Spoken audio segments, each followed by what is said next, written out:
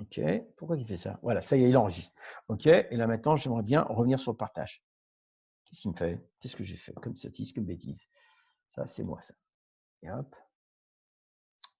Ouais, j'ai quitté. Voilà, très bien. Et je suis où? Bah alors, pourquoi qu'il a juste une histoire de. Voilà, peut-être bien. Donc voilà, OK. C'est bon là, vous me voyez ou pas? Quoi, vous voyez le diaporama ou pas? Non, Ouh. non, on vous voit vous. Ah oui? Bon, bah alors je vais arrêter ça. Qu'est-ce qui se passe? Alors, donc c'est parce que j'ai pas partagé. Alors, c'est peut-être ça ou parce que j'étais en partage. OK, OK. Et là, vous voyez, je pense. Oui ou non? Oui, c'est Oui, bon. oui. À partir de la diapo actuelle. Vas-y. Désolé, hein, parce que il fallait absolument que je fasse l'enregistrement. Je vais mettre, et c'était par rapport à Monsieur Fofana, dont il posait la question pertinente. Et donc, non, le diaporama, je vous le donne pas, mais par contre, vous aurez sur YouTube ma chaîne, Asie Ahmed, et vous aurez l'enregistrement actuel. Voilà. Et donc, vous pourrez bien sûr reprendre les documents, faire des arrêts, etc., et faire votre travail. Alors, donc, je disais l'informatisation de la RH, développement, augmenter, anticiper. Donc, j'avais pris le cas de la mise en retrait. Donc, on parle aussi dans le cadre du SIR, qui est le système d'information de ressources humaines. Donc, système d'information, c'est tout ce qui peut servir au fonctionnement du service. Et qu'est-ce qui peut servir au fonctionnement du service? Relations, ressources humaines, excusez-moi, c'est tout ce qui concerne la gestion, bien évidemment, des salariés, leur date d'entrée, les différents bulletins de salaire qui ont été établis depuis le début, les différentes cotisations sociales de l'ensemble des salariés. Tous ces éléments constituent ce qu'on appelle le système d'information de la ressource humaine. D'accord? Comme on a un système d'information du commerce, comme on a un système d'information comptable, etc., etc. Donc voilà pour le système d'information des ressources humaines. Donc, on utilise de plus en plus dans les organisations de l'intranet, donc un Internet propre à l'organisation.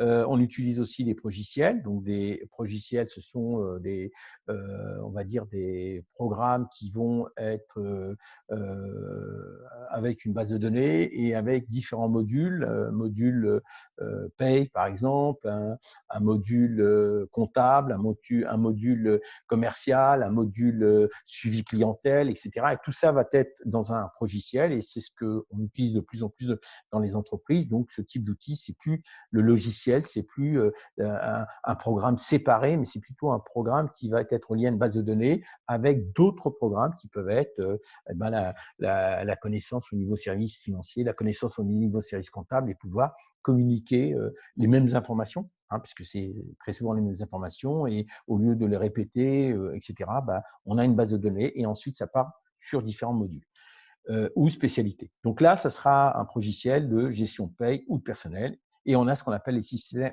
experts. Alors, donc là, je vous demande tout simplement de compléter un petit peu ce contenu. On va peut-être, ouais, je pense qu'on va essayer d'aller assez vite. Donc, voilà ce qu'il fallait y mettre là-dedans plutôt. Donc, je vous aurais demandé si le temps vous le permet là tout de suite, de commencer à noter. Sinon, vous prenez en photo et vous ferez cela après, donc à savoir ce qu'on entend par l'administration du personnel, qu'est-ce que ça entend, qu'est-ce que ça intègre, qu'est-ce qu'on entend par la gestion des RH et leurs coûts, la formation, le développement social. Donc, avec les différentes tâches, l'administration du personnel recouvre eh bien, tout ce qui concerne les dispositions légales, conventionnelles, réglementaires, au niveau de la mise en œuvre des décisions ressources humaines.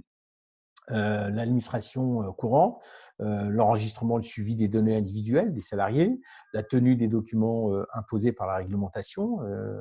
Il y a des règles, il y a des organismes voilà, qui obligent de tenir un certain nombre de documents, une certaine qualité de documents. On a l'obligation de le faire. C'est ce que nous allons voir pour certains. Ensuite, l'application de ces dispositions, la relation avec les services administratifs, donc pour l'emploi, pour l'inspection du travail aussi, il y a une obligation d'échange avec eux, et on verra aussi en fonction d'un recrutement, par exemple, de salariés ou autre. Ensuite, la rémunération, bien sûr, le calcul des charges sociales, élément important. Donc, on n'ira pas jusque-là, on fera une petite esquisse, ce sera peut-être le dernier TD, mais tout ce qui est rémunération, bulletin de salaire, calcul, etc., là, par contre, il faudra qu'on le fasse et que vous soyez au top du top. Donc, voilà. Ensuite, la gestion des RH et des coûts. Donc, qu'est-ce qu'elle inclut? Tout ce qui concerne la prévision des besoins quantitatifs et qualitatifs. Je parlais tout à l'heure du cas de la mise en retraite. Donc, c'est un besoin, on va dire, quantitatif, au niveau nombre, un individu qui sort de l'entreprise. Donc, il va falloir anticiper son départ, donc à savoir recrutement ou pas, et tout le reste, et tout ça. Donc, on va bien évidemment l'anticiper. Donc, ensuite, la phase de recrutement. Il y a des modalités, il y a des façons de recruter qu'on va voir aussi. L'évaluation des emplois par rapport au poste, l'évaluation des personnes, promotion, mutation, suivi des rémunérations, budgétisation des coûts du personnel aussi. C'est un élément important. On mettra tout ça en budget dans le cadre d'une organisation. On ne le fera pas. On le fera pas, ça ne sera pas le cas, mais il faut le savoir. C'est un élément assez important en RH. Et puis, cette recherche d'allègement des coûts, bien évidemment, du personnel. Alors, puisque c'est quand même un coût assez important et conséquent, qui est au niveau de la valeur ajoutée, créé au sein de l'entreprise, plus de 50%, ne serait-ce qu'au niveau du personnel. Donc, la formation du personnel, élément important aussi. Développement social, donc au niveau de l'organisation du travail, donc tout ce qui concerne les postes, gestion, compétences, adaptation aux nouvelles technologies, la formation indirectement, bien évidemment, projet d'entreprise, cercle de qualité, intéressement à travers les primes, qu'elles soient de groupe ou individuelles. Voilà, donc prenez en photo et vous reprendrez ensuite ces deux éléments. Alors, donc ici, je me suis un petit peu basé sur cette première ressource aussi qui a son importance puisqu'elle fait part ici des sources légales. Tout d'abord, on part d'où par rapport à tout ce qui concerne, je dirais, excusez-moi, tout ce qui concerne le droit du travail et du droit de la sécurité sociale. Donc, c'est l'élément fondamental du droit social. Donc là, on a une forme de hiérarchie. On part donc de la Constitution. On est parti de la Constitution, donc premier, ensuite règlement, directive européenne, loi, jurisprudence. Et vous avez les éléments de définition là-dessus. Donc, vous prendrez le temps de voir ces points-là. Alors, toujours à la suite de cette hiérarchie, on a les sources conventionnelles. Donc, qui dit conventionnel, c'est dit accord, accord entre deux parties, même trois, ça peut être. Donc, on a les conventions collectives entre le patronat et le monde des salariés, des représentants des salariés, les accords d'entreprise, et puis le contrat de travail, que vous connaissez tous. Alors, ensuite, la hiérarchie des sources. Donc, on a une hiérarchie au niveau des sources. Donc, là aussi, je vous laisserai le soin de voir ça à tête reposée. Alors, donc voilà, un petit point là sur lequel je vais peut-être m'arrêter quelques minutes et vous laisser le soin de compléter en parlant de hiérarchie. Donc, on part ici de la connaissance du droit du travail des sources d'origine à compléter. Je vous demande de compléter. Ensuite, les sources internationales et traitées à compléter. Donc, vous aidez les ressources que je vous ai communiquées et puis vous complétez ces différents points et après, je vous reprends. Est-ce que vous avez des questions là-dessus? Non. Non? Eh bien, je vous laisse. Je coupe la caméra, je coupe le micro, je vous reprends dans 5 minutes.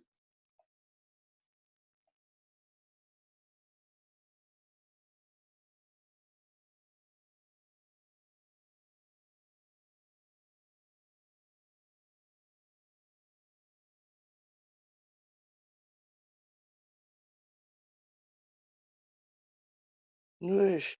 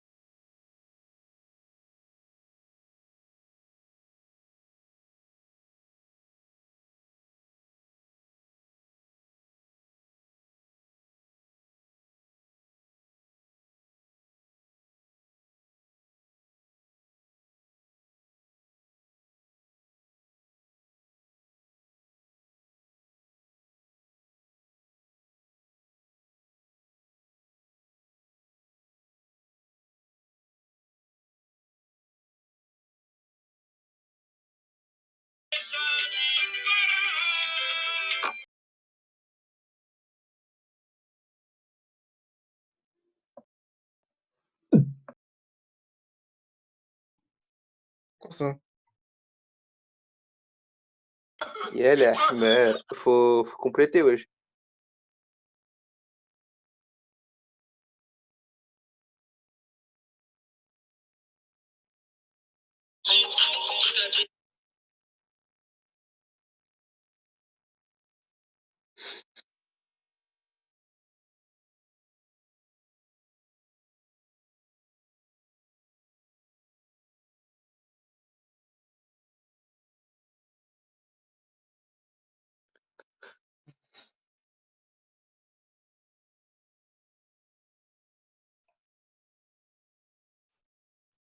Bien. Est-ce que c'est bon? Est-ce que c'est bon? Non, M'entendez? pas encore, pas encore, pas Oui. encore, pas Encore. encore. Ouais. Encore? Allez-y. Encore quelques minutes et on corrige.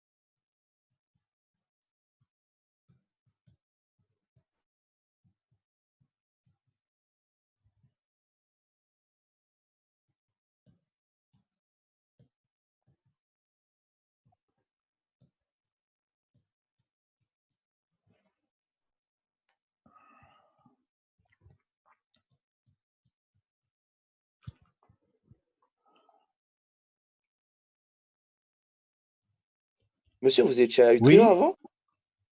Oui, excusez-moi. Vous étiez à Utrio Oui, avant? oui. Ah, Oui, pourquoi? non, comme ça, parce qu'on vient de me J'entends dire. pas. J'entends Non, pas. non, parce qu'on vient de me dire que vous étiez à Utrio. Oui, oui, tout à fait, absolument. Oui. J'ai eu pour élève, je ne sais pas si. Il n'est pas dans ce groupe, hein, de toute façon. Il y a quitté. Ali? Ah, bah, il est en GCF. Oui, Il est avec nous. très bien. Vous lui direz que Monsieur Aziz vous en veut. Vous lui dites juste là, il Ok, comprendra. Il comprendra. ok, ok, ça marche.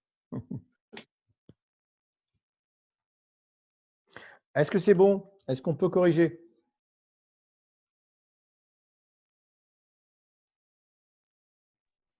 Bon, on peut Oui, commencer. on peut commencer. OK. Bon, alors là, je vous donne le document, pas totalement à l'identique que vous avez là à l'écran, mais avec les éléments de réponse qui devaient apparaître. Donc, le voici. Alors, je vais l'arrêter. Voilà. Donc, tout d'abord, ici au-dessus, international.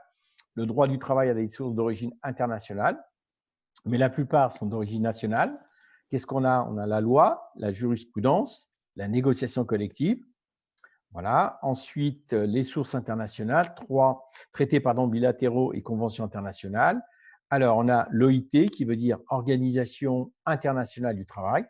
Donc, c'est un organisme qui regroupe plusieurs États et qui va créer des conventions du travail au niveau de ces États. Voilà, c'est une idée voilà, de l'OIT.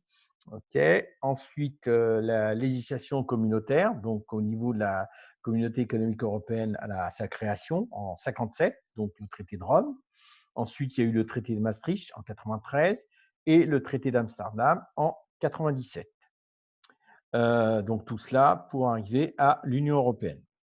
Alors, droit européen, il organise la libre circulation des personnes entre les États, la non-discrimination, les institutions européennes éditent des règlements et des directives. Donc, il fallait mettre règlement, directives. Donc, c'est des voilà. La Constitution, maintenant au niveau national, international. Donc, on a les traités de la législation communautaire, le droit européen. Au niveau national, on a la Constitution, les lois et règlements, code du travail, la jurisprudence. Donc, apposer un certain nombre de droits sociaux syndical, droit de grève, liberté du travail, droit d'entreprendre. Loi et règlement, la loi détermine les principes fondamentaux du droit du travail. Le règlement organise la mise en œuvre dans le respect des principes fondamentaux. Code du travail donc va s'appuyer sur les lois et règlements. La jurisprudence, donc c'est quelque chose qui qui a valeur de loi et qui ne reste pas fixe, qui est amené à se modifier dans le temps aussi. Voilà pour ces sources nationales. Ensuite, les sources professionnelles. On a les usages, les habitudes au sein des organisations et au sein du monde du travail. Donc, l'usage est élaboré par les partenaires professionnels. Il repose sur des pratiques longues, considérées comme obligatoires. Hein. Règlement intérieur, donc c'est uniquement l'employeur qui fixe les règles. Voilà. Les conventions collectives, donc c'est entre employeurs et salariés. Et elle organise bien sûr les relations du travail. Le contrat de travail donc spécifique entre le salarié et l'employeur, donc le contrat, et le principe de faveur.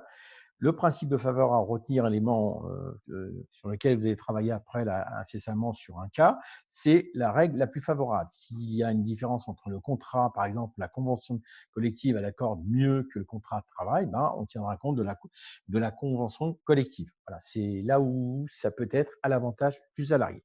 Donc voilà pour ce petit travail. Alors, donc ensuite, connaissance. Oh là, excusez-moi, je vais revenir en arrière. Excusez-moi. Voilà, parfait. Désolé. Alors donc, la veille sociale. Donc, il faut se dire que c'est un élément très important. Veille, qui veut dire tout simplement être à l'écoute, être en attente, surveiller tout élément nouveau au niveau de l'entreprise par rapport aux salariés, aux conditions de travail, quelles qu'elles soient. Dès qu'il y a un élément nouveau, eh ben, il faut l'intégrer dans l'entreprise. Donc, on va constituer ce qu'on appelle une veille sociale. Hein. On n'attend pas à ce qu'on aille chercher l'information, mais plutôt que l'information vient au sein de l'organisation. Donc, il y a plein d'outils à ce titre, hein, qui peuvent être des alertes, des choses de ce genre. Et après, bien sûr, est-ce qu'on applique, on n'applique pas, voilà. Donc, à retenir, les sites internet, donc comme Nexis, Édition Tissot, Ursaf.fr, où là, on a des informations sociales, donc nouvelles ou autres, infos Prud'homme, etc. Donc, l'entreprise est amenée à aller piocher, aller chercher des informations là-dedans. Voilà, actualisation permanente, d'accord? Donc ça bouge. Donc, ne serait-ce que le taux, par exemple, de cotisation, il est amené tous les ans à changer. Donc, il faut être informé, bien sûr, pour actualiser cette source. Et puis, bien sûr, la fiabilité des sources. Hein, je ne vous apprendrai pas que on ne va pas aller chercher ça n'importe où, n'importe comment. Il faut aller, bien sûr, dans des sources qui soient fiables, donc très souvent professionnelles, hein, qui sont des sources de droit et non pas ce qu'a raconté le voisin ou ce qu'a raconté le concurrent ou autre chose. Donc voilà pour ce point concernant la veille sociale qui est un élément important au sein d'une organisation et auquel celle-ci est amenée à la mettre en place et à la faire fonctionner. Alors donc là ici on a un petit cas, donc un petit cas ici. Alors il s'agit d'une société, c'est une PME, elle est spécialisée dans l'imprimerie, elle emploie 150 personnes. Monsieur Armand, donc qui est maquettiste dans la société depuis le 1er mars 2010. Il se marie le 15 décembre 2017. Il va prendre un congé pour événement familial les jours précédents le mariage, afin de ne pas subir une réduction de son salaire. Le salaire de noces pardon, est prévu pendant la période de congé payé qu'il prendra au printemps 2018, voire le principe de faveur. Donc, comme je vous ai dit précédemment, le principe de faveur, on va prendre entre différentes sources, celle qui peut être ou qui sera à l'avantage du salarié. Donc voilà. Alors, qu'est-ce qu'on a? Donc, on a ces différents points. On a l'extrait du contrat de travail que je vais vous laisser le soin d'analyser, de lire. Ensuite, la convention collective du salarié. Et ensuite, vous avez le code du travail. Et là-dedans, vous allez piocher tout simplement là où c'est plus avantageux pour le salarié et l'argumenter après dans vos éléments de réponse. Ces éléments de réponse, c'est là-dedans, puisque là, vous avez 3 questions. Identifier les sources de droits présentées. D'abord, je vous demande de les identifier. Qu'est-ce qu'une convention collective? Vous allez chercher dans ce qu'on vient de voir précédemment. Hein. Donc, je vous ai donné à un moment donné sa définition, donc vous pouvez la reprendre. Et ensuite, quelle est la durée à laquelle M. Armand a droit pour son congé? Bon, il a droit à ça. Pourquoi? Parce que telle source le dit, etc. Je le justifie. Donc voilà. Avez-vous des questions là-dessus? Non. Eh bien, je vous laisse quelques minutes, 5, 10 minutes pour faire ce travail. Ça ira? Allez, au Oui. travail. À tout à l'heure.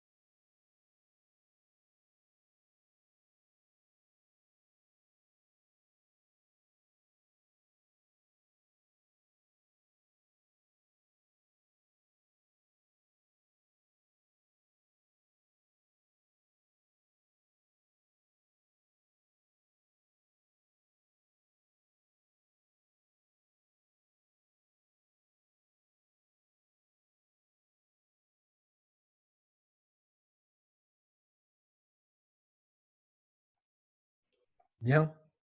Alors, je pense que ça doit être bon là. On peut.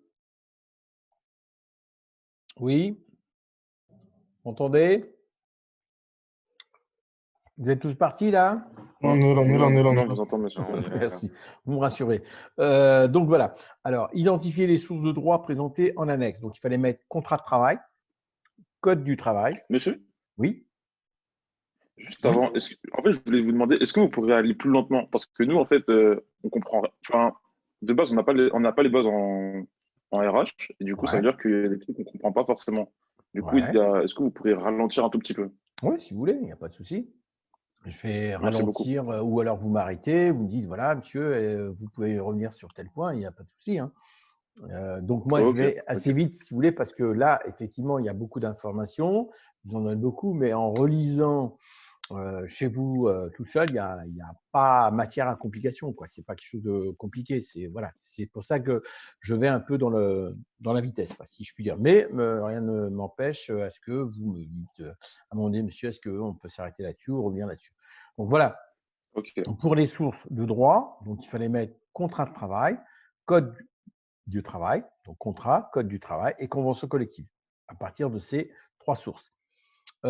Ensuite, la définition de la convention collective. Convention collective, le résultat d'une négociation entre les partenaires sociaux, organisations patronales et syndicales, les salariés. Donc là, il existe plusieurs niveaux, etc. Mais l'essentiel, c'est ça, une convention collective, le résultat d'une négociation entre les partenaires sociaux, organisations patronales et syndicats de salariés, point barre. D'accord. Ensuite, donc là, il y a un peu plus de détails sur la relation entre employeur-salarié. Donc là aussi, voilà, parfait.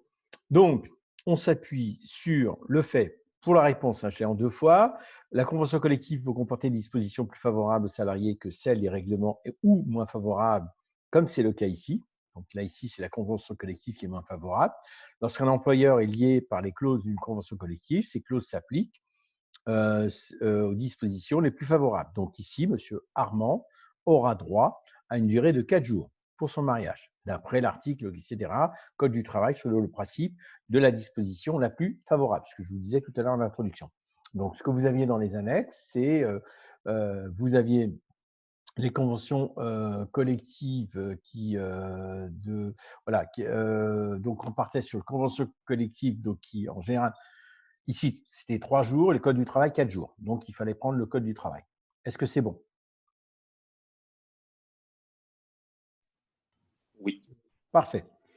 Alors, on peut passer au point suivant?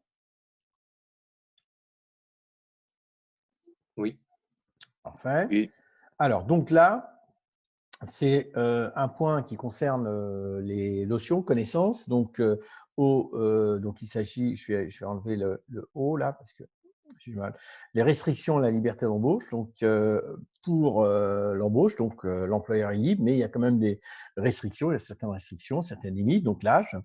Donc on peut embaucher à partir de 15 ans et dans le domaine surtout de l'apprentissage, hein.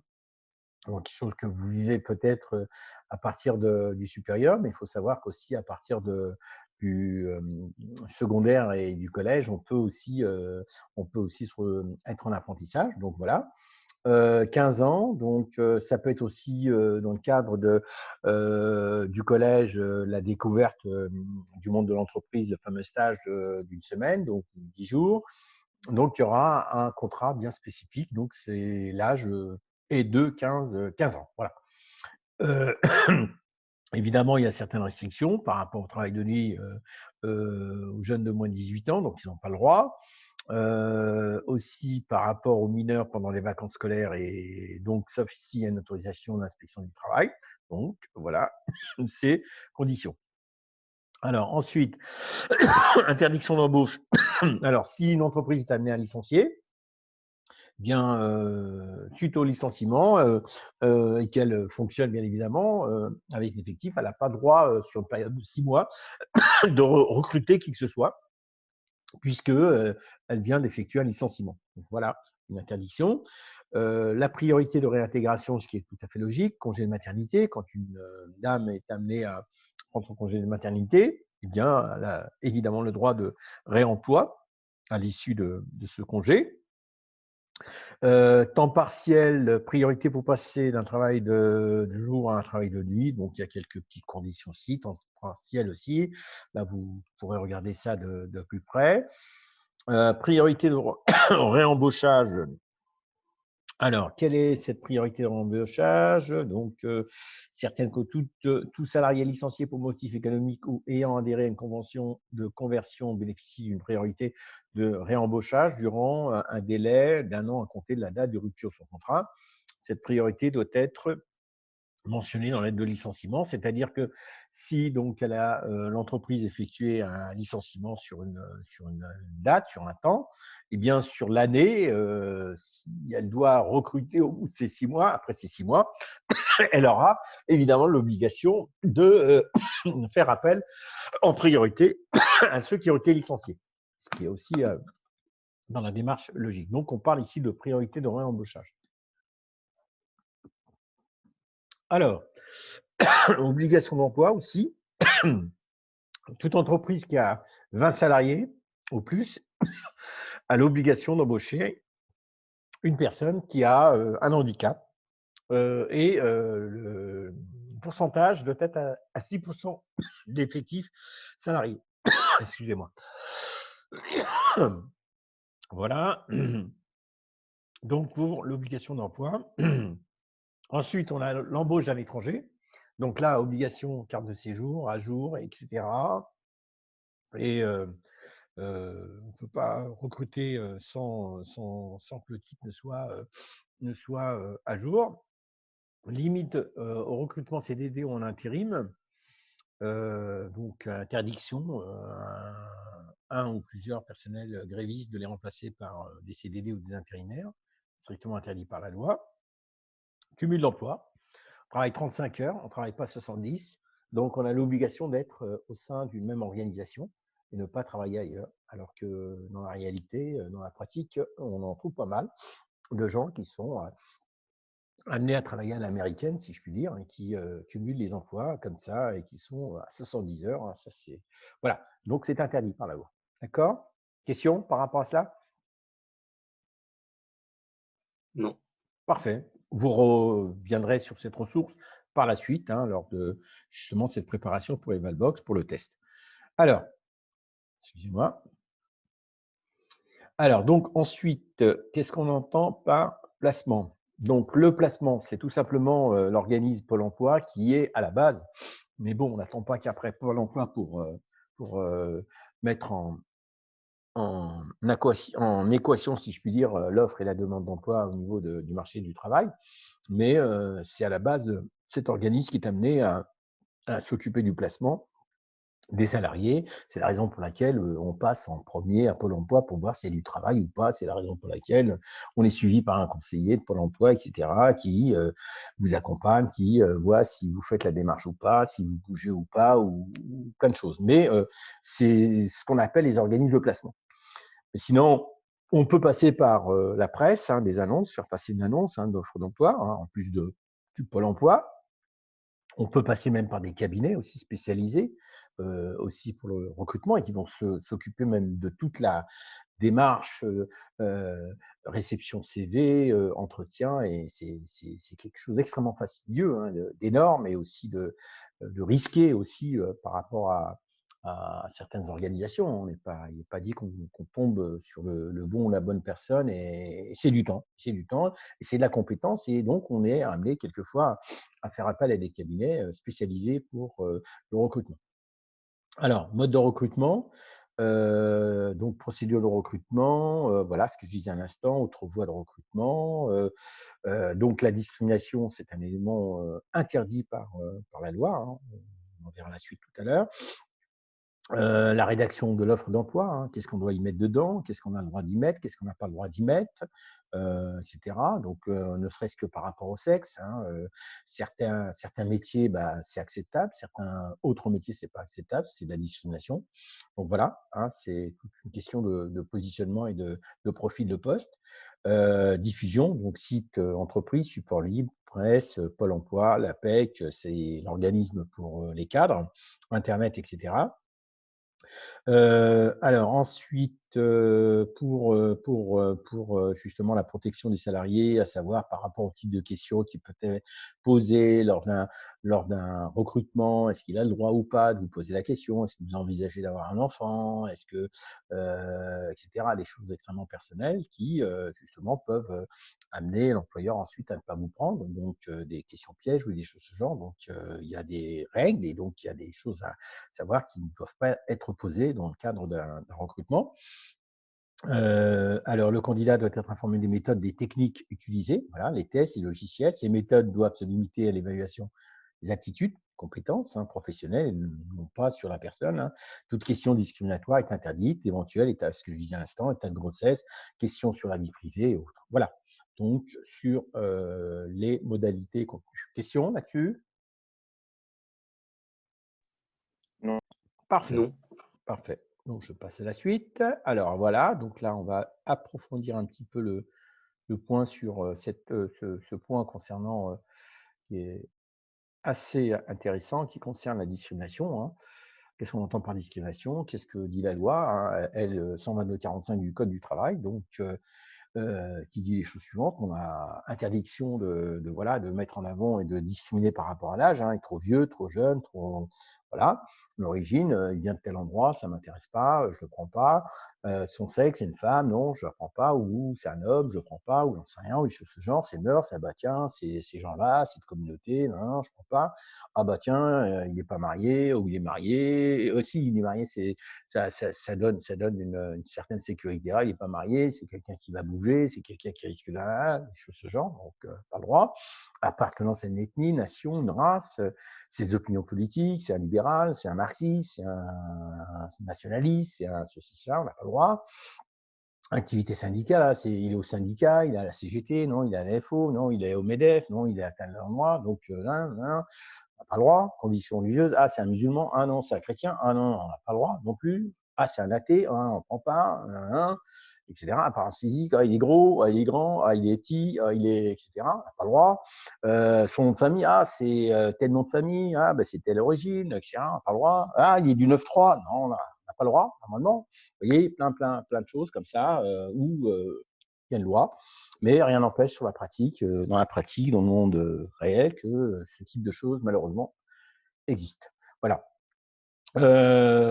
Donc, voilà pour le point. Donc, on a la CNIL, la Commission nationale de l'information des libertés, qui est là pour, tel que l'indique, protéger la liberté des individus, et qui peut évidemment intervenir ou informer ou donner des informations sur les limites justement et puis vous avez des associations qui sont là, qui défendent les droits par rapport à la discrimination, par rapport à ce qui est discriminatoire. On entend de temps à autre à la télé telle association porter plainte parce que voilà, il y a eu ceci, il y a eu cela par rapport à telle procédure ou autre, mais ça, il est clair que certains gagnent, mais est-ce que ça vaut la. Je ne sais pas.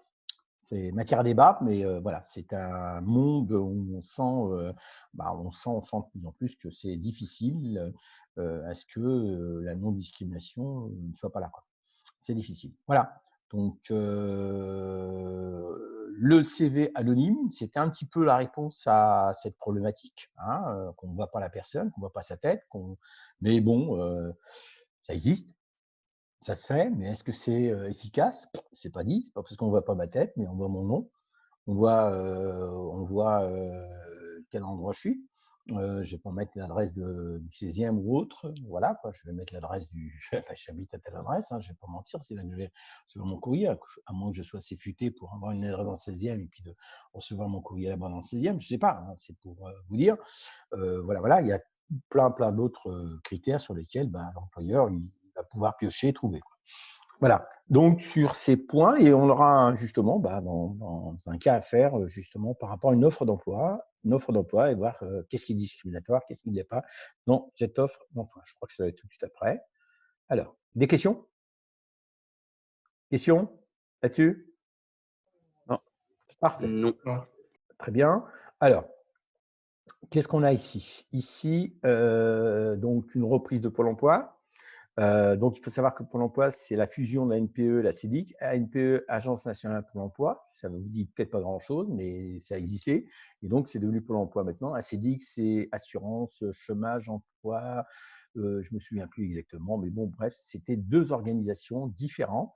La NPE, on y allait là-bas en tant que salarié pour s'inscrire en tant que chômeur. Et la CEDIC, on était payé. Lorsqu'on faisait nos recherches ou pas, ou j'en sais rien, on trouvait pas, on était payé par la CEDIC. Et je crois que c'était lors de la présidence de Sarkozy où il y a eu ce regroupement, et puis ça fait faire des économies pour l'État, collectivités et tout. Ils ont regroupé en Pôle emploi. Pôle emploi donc paye, elle s'occupe, elle est là pour placer, si elle peut bien sûr, en fonction des offres et tout, accompagner, et en même temps elle paye. Voilà. Alors qu'avant c'était 2 organismes différents. Donc voilà, donc là on a cette fusion.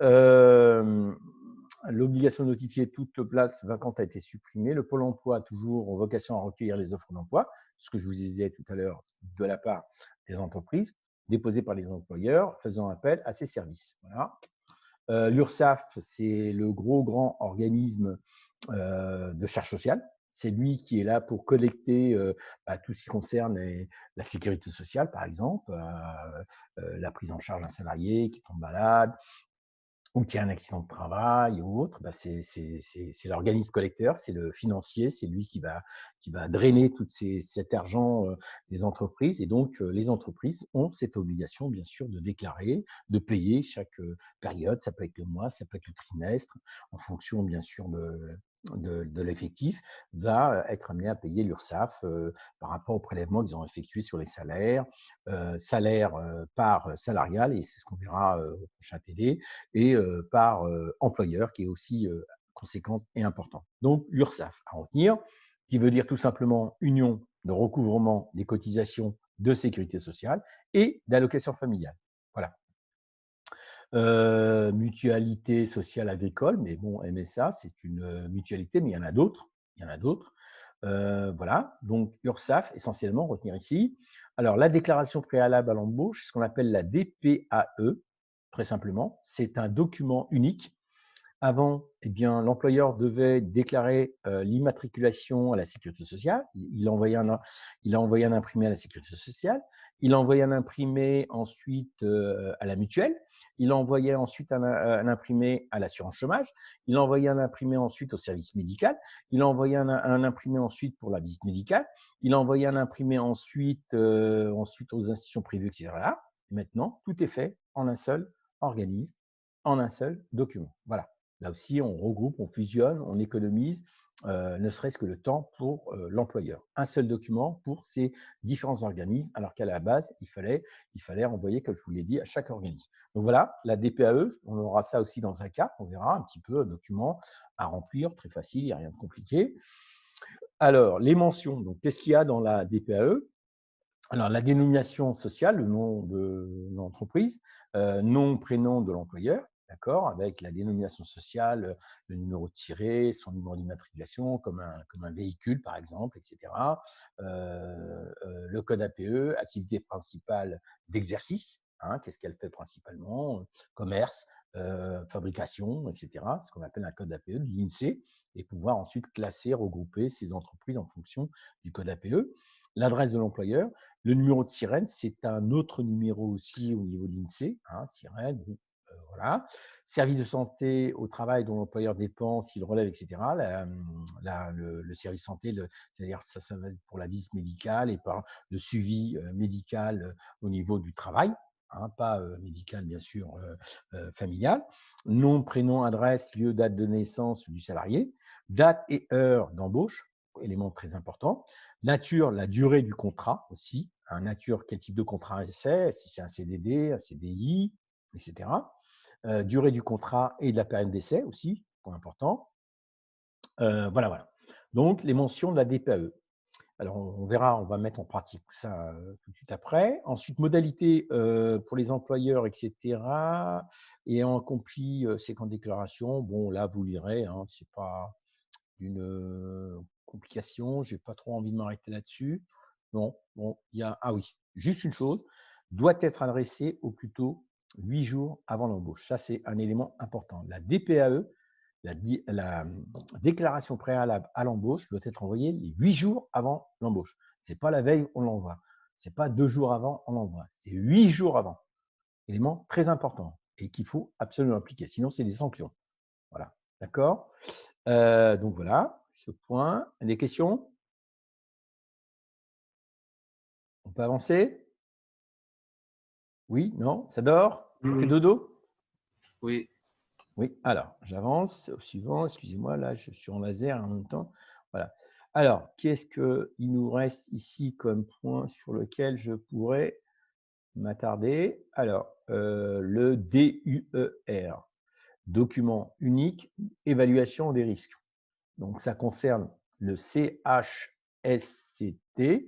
c'est conditions d'hygiène, de sécurité et conditions de travail. Voilà, c'est ça, ok, je ne dis pas de sottises. Voilà, c'est dans chaque organisation, il y a une commission qui s'appelle le CHSCT pour les conditions de travail, pour la sécurité dans le cadre de l'organisation. Et donc, il doit en avoir un. Et il doit tenir, bien sûr, toute information communiquée aux salariés. On peut faire intervenir les pompiers, par exemple, si à l'intérieur de l'organisation, les locaux, etc., sont habilités pour, en cas de feu ou des choses de ce genre. Il y a plein d'intervenants, tout ça pour la sécurité et la sécurité des salariés. Voilà, c'est ça l'idée, d'accord? Et donc, ils doivent fonctionner et ils doivent tenir un livret. Alors, organisation de la formation, donc la formation à la sécurité d'un nouveau salarié, voilà, donc ça aussi, ok, c'est une suite à ça. Afficher certaines informations à une place accessible aux salariés, ça c'est le panneau d'affichage. On a l'obligation de mettre à la disposition, bien évidemment, des salariés, un lieu commun, que ça peut être, je ne sais pas moi, le distributeur à café ou j'en sais rien, ou des choses de ce genre, parce qu'ils sont amenés à manger à l'extérieur, ils n'ont pas autre chose que le distributeur à café. Et ben, au niveau de cet espace local, il faut qu'il y ait un panneau dans lequel il y a toutes les informations qui doivent être diffusées aux salariés. Elles doivent apparaître là-dedans, dans un lieu commun. D'accord? Et là-dedans, qu'est-ce qu'on a? Le règlement intérieur doit être mis, les horaires de travail, la durée du repos, point important aussi. Hein. Très souvent, on fait mine de… Voilà. Il faut savoir qu'au bout d'un certain nombre d'heures, c'est-à-dire 6 heures, on a le droit à 20 minutes de repos. Donc ça, on ne communique peut-être pas, ou voilà, on n'est peut-être pas. Interdiction de fumer dans les locaux, ok. Voilà. Avis d'existence d'une convention collective. Il existe ou pas une convention collective. Si c'est le cas, il faut indiquer laquelle que c'est, le numéro que c'est, pour que le salarié puisse tout simplement s'informer, aller voir là-dedans. Il y a peut-être des informations dont peut-être, qui sait, l'employeur ignore et qui ne voudrait pas mettre en pratique autre chose. Donc, il a cette obligation. Convention collective, numéro de téléphone du médecin du travail, nom et adresse de l'inspecteur du travail aussi, oui, hein, je ne dois pas aller sur Internet pour aller chercher l'adresse de l'inspecteur du travail parce qu'on m'harcèle ou parce que j'en ai marre ou parce qu'il y a ceci, cela et parce que les conditions de travail ne sont pas normales. Donc, on doit me mettre à m'apporter le nom et l'adresse de l'inspecteur du travail. Et très souvent, on essaye de ne pas le faire apparaître. Donc, il y a cette obligation. Alors, livret d'épargne salariale, donc il y a dans les primes d'intéressement donc une forme d'épargne. On a l'obligation de présenter cela. Notice des textes conventionnels, remise du bordereau individuel d'accès à la formation. Oui, la formation, donc là, ce qu'on appelle le CIF, il y a de plus en plus maintenant, c'est une histoire de points. On effectue un certain nombre d'heures, quelle que soit l'heure ou nombre de temps au sein d'une entreprise, et on dispose d'une quantité horaire de formation et on change d'entreprise, et ça se cumule, etc. Et on peut, à un moment ou à un autre, demander une certaine formation. Donc, on doit en avoir connaissance, bien évidemment. Donc là, ça se fait automatiquement. Remise d'une notice sur la prévoyance, diffusion de la notice d'information sur les régimes de prévoyance applicables dans l'entreprise, donc tout ce qui concerne les assurances mutuelles ou autres. Voilà pour ces petits points. Question? Non. Non, parfait. Alors, j'ai un petit peu anticipé. Alors, excusez-moi, je vais revenir un peu en arrière. Précédent, c'est peut-être mieux. Voilà, c'est ce fameux tableau. Et je vais le bloquer. Il y a quelques petits points. Vous n'êtes pas très nombreux. J'en vois 24 participants. J'en avais 27. Je profite toujours de l'occasion là, parce que là, je vois que J'ai toujours pas porté présent Saint-Éloi, Thalissa, Saint-Éloi et elle, non pas elle, et Finta Alexandra. Finta Alexandra, toujours pas là? Non, je pense que ça ne viendront pas. Hein. D'accord, donc ça fait bien 24. 24, ok, donc ok, ça marche, parfait. Alors, voilà, point important ici. Voilà les formalités. Alors, je vais reprendre mon petit laser si je peux. Voilà, très bien. Alors, ça y est, il est là. Donc, déclaration préalable à l'embauche, nominatif du salarié, la DPAE. La DPAE, elle est là. 8 jours précédant l'embauche. D'accord? Donc, sur quoi je dois faire ça? Sur le formulaire déclaration préalable à l'embauche. Comment je peux procéder? Soit par Internet, en allant sur le site de l'URSSAF, etc. D'accord? Ah, elle arrive là, Alexandra. Est-ce qu'on l'accepte ou pas, cette heure-ci là? Oh là, dis quelle heure? Oh là, quelle heure est-il? Je vois même pas l'heure. Quelle heure est-il? Je ne peux pas. Alexandra, tu sais que ça? Là, Mademoiselle Alexandra, vous êtes très en retard là. Hein. Mademoiselle Alexandra. Mademoiselle Alexandra, je m'adresse à vous. Oui, monsieur. Oui, vous êtes très en retard là. Vous avez vu l'heure? Oui, excusez-moi. Oui, qu'est-ce qui Oui, se passe? j'avais un problème de connexion. Ah, j'ai cru que vous avez un problème de bus. C'est pour ça. Je me suis dit peut-être que. Voilà. Non, non, pas le bus. Le bus fonctionne très bien. Très bien. Bon, tâchez d'être à l'heure, mademoiselle Thaïsia. Donc, voilà. Hein, ok, présente. Parfait. Très bien. Alors, je disais donc, voilà, ce qui m'importe ici dans ce tableau, c'est tout ça.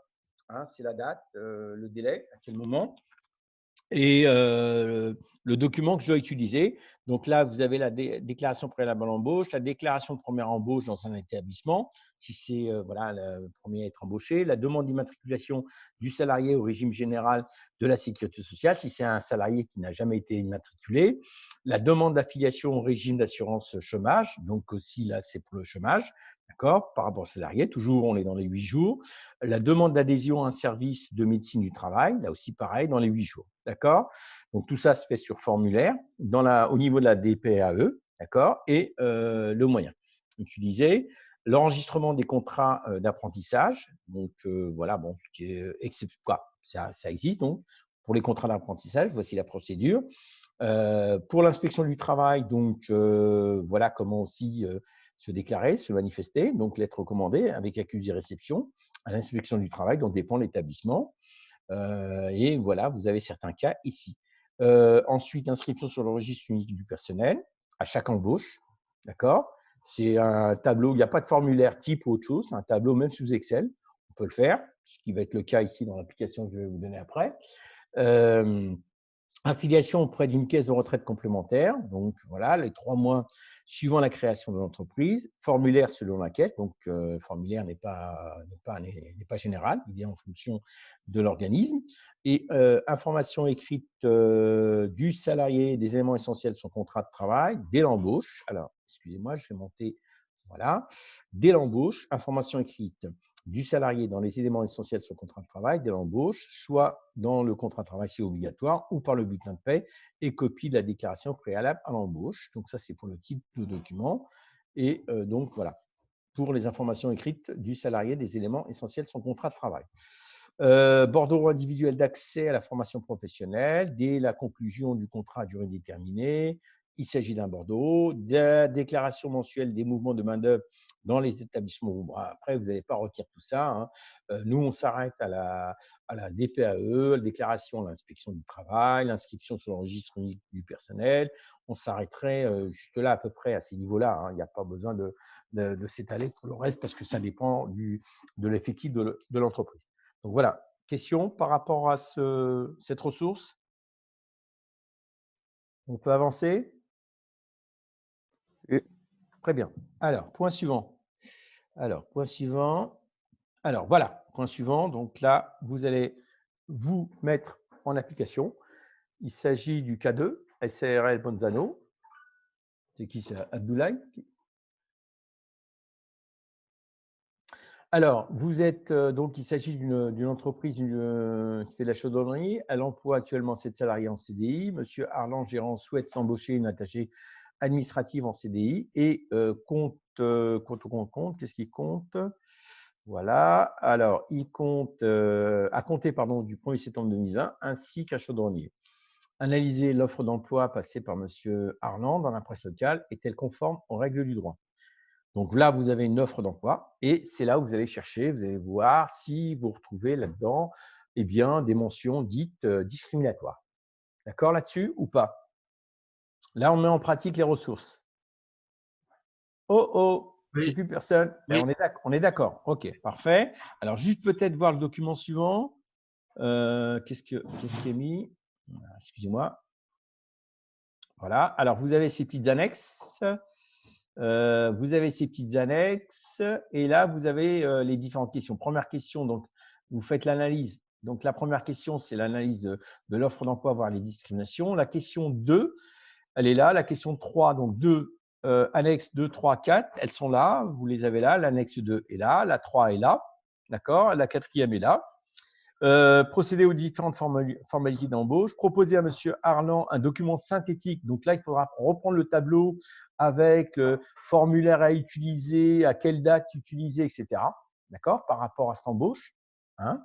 Voilà, c'est un tableau correspondant. Remplir la DPAE, c'est une déclaration préalable à l'embauche que vous avez après dans votre poli. Donc, vous la remplissez. Et vous mettez à jour le registre unique du personnel, c'est l'annexe 6. Donc, c'est un petit tableau, vous mettez à jour en indiquant le nom du salarié, le type de contrat, le sexe, etc., à quelle date il est rentré, tout le reste. Quoi d'autre encore? Donc, et après, question 3, M. Alban, Chaudronnier vient d'être embauché en CDI, il vient de terminer ses études et n'a jamais travaillé. Quels sont les documents à remplir? Donc là, il vous faudra reprendre les ressources précédentes. Et voilà, en tout et pour tout. Est-ce que vous avez des questions? Vous avez l'immatriculation. Voilà, excusez-moi. Voilà, vous avez tous ces documents qui passent là. Très bien. Et si je repassais, voilà, voilà, voilà. Donc là, je vous ai fait passer assez rapidement. D'accord. Donc je vais m'arrêter là-dessus. OK là-dessus. Est-ce que vous voyez ce que je voulais vous dire? Oui. Alors, première question, c'est analyser l'offre d'emploi et voir les points discriminatoires. Et après, on corrige ensemble. Je vous laisse quelques minutes, 5 minutes à peu près, et après, on corrige. Et après, vous ferez la suite. Là, ce qu'il y a à faire concernant le document synthétique et tout le reste. D'accord? Bien, au travail. D'accord.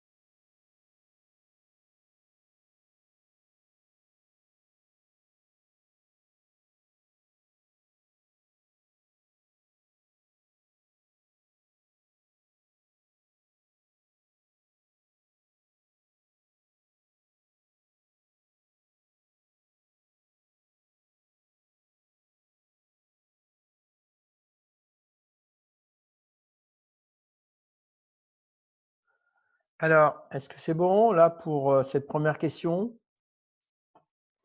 Oui. Bonjour tout le monde. Alors, qu'est-ce que vous avez mis comme, qu'est-ce que vous avez relevé dans cette offre d'emploi comme discrimination? Le sexe. Abdelrahman, Abdelrahman, je vois que vous avez pris la parole. Allez-y. Le genre?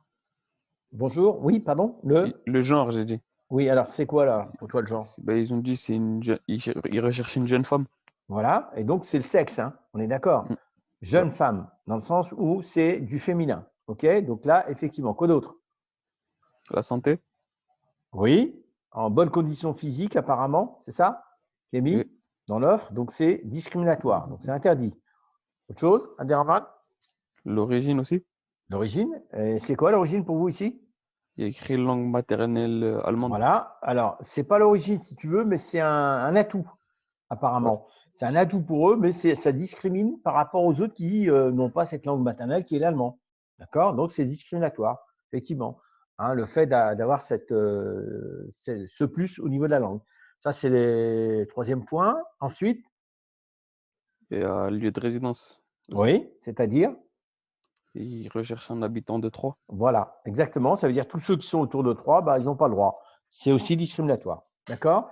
Donc là, on relève effectivement 4 discriminations. Il restait une cinquième aussi. Une cinquième discrimination, je crois. On a parlé du sexe, mais en même temps, il y a autre chose aussi. Le terme jeune, L'âge, ouais, jeune l'âge, femme. voilà, l'âge, tout à fait. L'âge et le sexe. Là, il y a 2 discriminations sur l'âge et le sexe. OK? Et le lieu de résidence et puis cette langue maternelle. Voilà, parfait. Bon, bah, écoutez, très bien pour ça. Donc, vous pouvez passer maintenant aux documents, les documents suivants. Alors, qu'est-ce que vous avez à faire? Voilà. Je suis en train de faire défiler. Je vais voir un petit peu. Donc, ce document-là, est-ce que vous avez autre chose à faire avant? Ce document-là à compléter, déclaration préalable à l'embauche, donc à remplir. J'ai fait l'effort de remis dans le polycopier un espace des cellules sur lesquelles vous pouvez écrire normalement. Donc écrivez dessus, tâchez d'écrire dessus, puis si voilà, tâchez d'écrire dessus, donc pour tout simplement remplir cette DPAE. Qu'est-ce qu'il y a d'autre à faire? Ah oui, il y a avant la DPAE, il y a un tableau dans lequel vous devez indiquer le formulaire, à quelle date, etc. C'est ce qu'on vous demande pour l'employeur, pour Monsieur Alban, à remplir, à faire.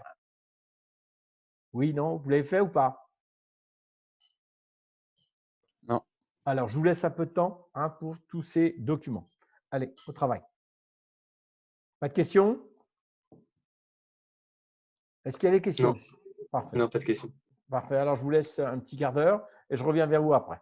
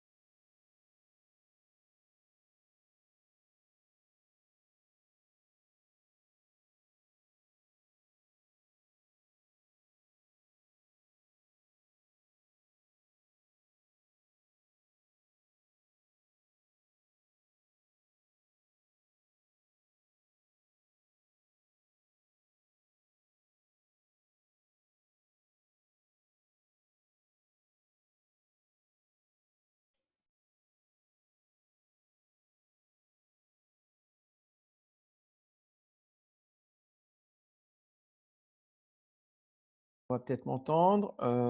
Est-ce que c'est bon? Je pense pas. Oui? Quelqu'un peut-il me répondre? Non. Non? Il Oui. vous faut encore un peu de temps, je présume. Vous Oui. avez quelle heure, s'il vous plaît? J'ai pas de montre là sur moi. Vous avez quelle heure? 16h46. 16h46. Ok. Alors, on va prendre encore quelques minutes, à peu près 5 minutes, donc juste pour vous expliquer certaines choses et ensuite vous libérer.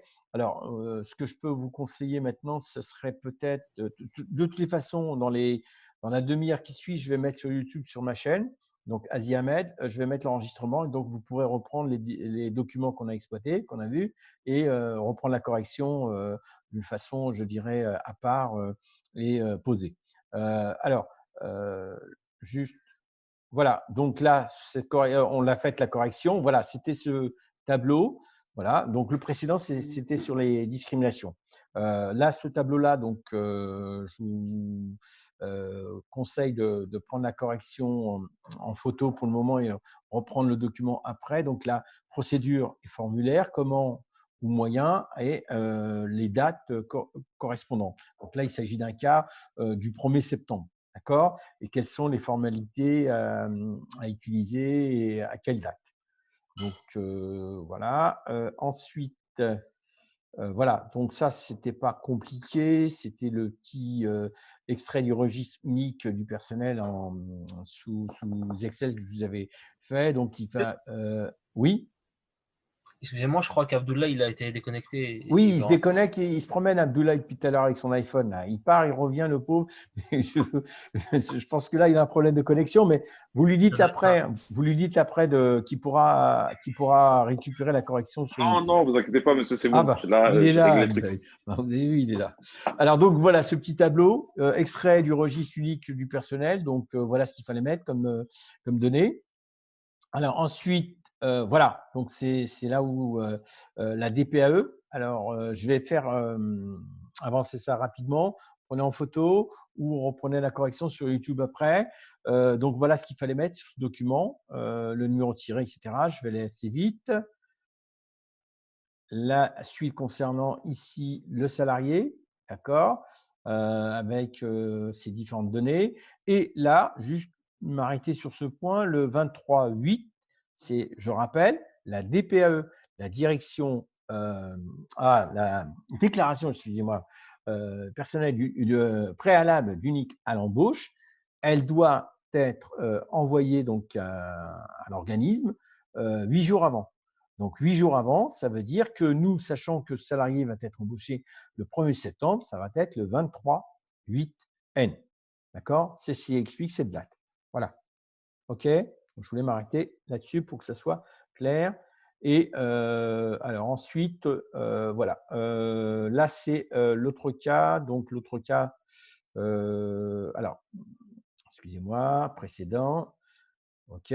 Alors, donc, ce que je vous demanderais, c'est, vu le temps, etc., c'est de faire pour la séance prochaine, c'est de faire le cas de la librairie concernant l'agence d'intérim et puis de faire aussi le cas viennois. Alors, le cas viennois, c'est un cas où vous avez un contrat de travail à rédiger. D'accord? On vous communique des informations concernant ce travail et vous remplissez le contrat. Alors, la démarche va être la suivante. Je vous ai donné dans le polycopier un modèle, le modèle sur lequel donc, est établi ce contrat de travail par rapport à l'entreprise viennoise. Mais vous ne pourrez pas écrire dessus parce que voilà, c'est pas possible. Par contre, ce que j'ai mis en dessous, c'est sous Word, donc vous pourrez saisir et écrire dessus. Donc, ce que je vous demanderais, c'est que les informations que vous avez dans le contrat en modèle, vous les repreniez dans celui qui est écrit. Il y a certaines informations qui se répètent et d'autres qui n'apparaissent pas. Donc, à vous de faire un contrat type par rapport au contrat que vous avez au-dessus et bien sûr d'indiquer ce que vous mettez comme information nouvelle dans ce contrat. Donc, le nom de l'entreprise, le nom du salarié, les périodes, etc. Donc, vous faites ça pour la semaine prochaine. Et la semaine prochaine, je tâcherai de vous faire travailler en petits groupes. Je vais essayer de voir avec mes petits secondaires là, sur les jours qui suivent et d'ici jeudi, je vais essayer de mettre en pratique le travail de groupe sous Zoom. Et si je vois que j'ai une certaine maîtrise, eh ben, je le ferai avec vous. Et comme ça vous permettra, je ne sais pas si vous l'avez déjà fait, mais ça vous permettra d'échanger entre vous. Là, vous êtes tous reliés à moi, là. Mais si je vous répartis en groupe, je peux mettre Mohamed Bouali avec Jabouri, avec Abderrahmane, vous pourrez communiquer entre vous. Vous pourrez parler, vous pourrez vous voir, vous pourrez travailler entre vous. Et ensuite, vous avancerez bien sûr dans le travail. Et après, bon, vous allez faire un travail de groupe et après s'avancer ensemble. Voilà. Est-ce que vous avez des questions? Non. Non, pas de questions? Non. Donc, Monsieur oui.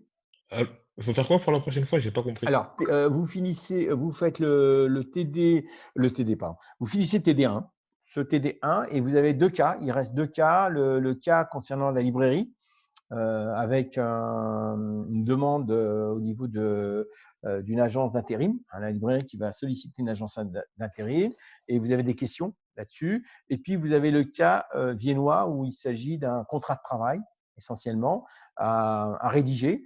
Et ce contrat de travail, vous le rédigez sur le fichier, je vous ai indiqué sur le polycopier, le fichier sous Word que je vous ai mis, et vous vous appuyez sur l'annexe que je vous ai donnée. C'est l'annexe qui va commander le fichier en quelque sorte. C'est-à-dire que le fichier, vous avez des informations qui sont à l'identique de l'annexe, mais parfois, ce n'est pas le cas. Donc, à vous de corriger, de retaper tout ça. D'accord? Ok, merci. Voilà, c'est moi. Autre question? Pas d'autres Non. questions? Eh bien, vous allez retrouver la correction, la vidéo sur YouTube. Allez, pour ceux qui voudraient la voir. Merci à vous et à la semaine prochaine. Au revoir. Au revoir. Au revoir. Au revoir. Au revoir.